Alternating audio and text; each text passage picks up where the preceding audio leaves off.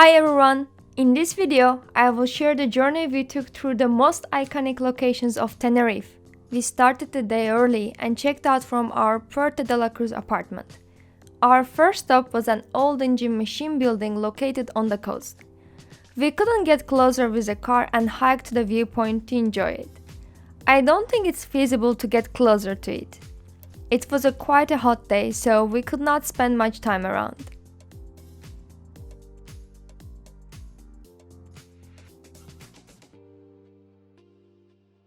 As I mentioned in my previous Tenerife videos, the best guachinches are located in the northern part of the island. So we had to stop when we saw Guachinche Miguel. By now we know our favorite Canarian foods and have ordered the classics. Needless to say, the food was terrific. I loved the lapas the most. The restaurant had a lovely garden. Also, it was the first time I saw these big avocado trees. I love them. Before coming to Tenerife, I did extensive research and decided that there was no way I would miss out on visiting Garachico. At some point we even wanted to stay a night here, but spending half a day was a good decision for us. It's a small and very authentic town in Tenerife. It was a very popular and important port town on the island. Then, in the 18th century, the volcano's eruption destroyed half of the town and its wells. Now, the town is famous for its natural pools. It's a must-have experience.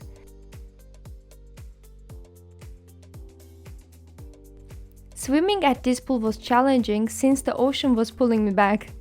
You can clearly see me struggling and panicking from time to time. This experience is definitely one of the highlights of our trip.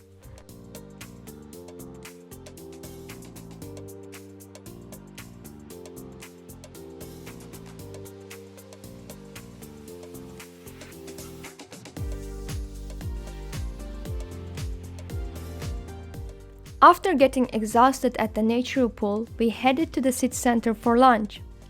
Well, when it comes to food, we are kind of hobbits. We found this seafood restaurant. It seemed very local and no one spoke English, but the staff was so kind and tried their best to help us. We ordered a salad, fried cheese, shrimp, and famous Canarian potatoes.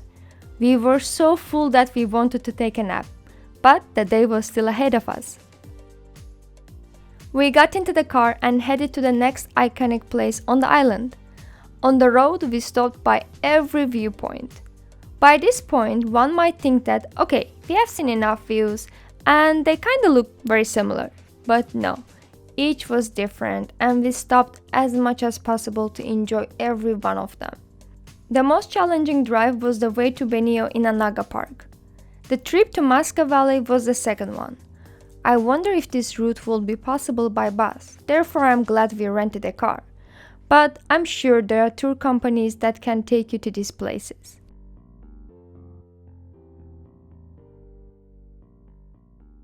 And here we are, at the smallest yet the most popular town on the island.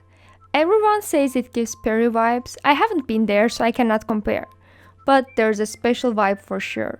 At the entrance from the parking area, there was this cute cafe. We grabbed some drinks and rested. Hola!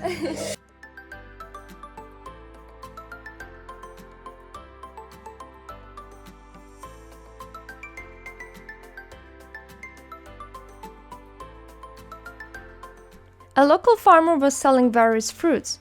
We bought cactus fruits. We ate lots of cactus fruit in Tenerife. Also, we ate a lot in general because everything on this island is unbelievably tasty.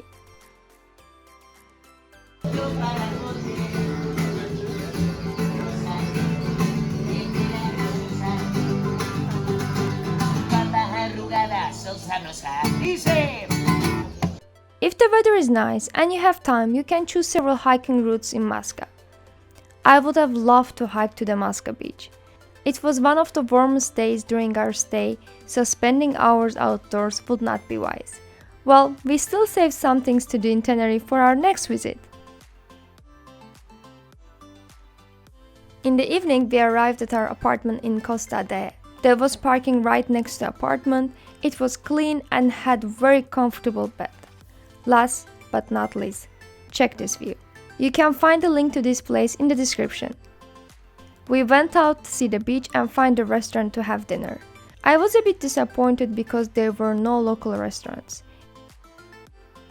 In the end, we decided to have Italian food.